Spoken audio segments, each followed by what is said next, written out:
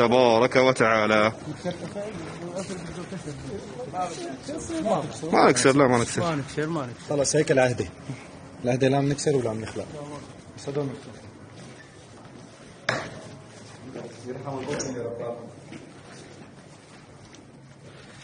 قبر صلاح الدين رحمه الله تبارك وتعالى، قبر صلاح الدين الأيوبي من فتح فلسطين، وبإذن الله تعالى سيكون هذا منطلقا لفتح فلسطين بإذن الله تعالى. كان من مقولته رحمه الله تعالى: إذا فتحت قلعة حلب فتحت باقي الشام، وهذه الشام قد فتحت بفضل الله تعالى. ومن هنا بإذن الله ستكون منطلقا للجهاد ضد اليهود والروافض والنصيرية وكل أعداء الدين، حتى يمن الله تبارك وتعالى علينا بتحكيم الشريعة في كل مكان، كما قال عليه الصلاة والسلام: لن يترك هذا الدين بيت مدر ولا وبر إلا سيدخله بعز عزيز أو بذل ذليل.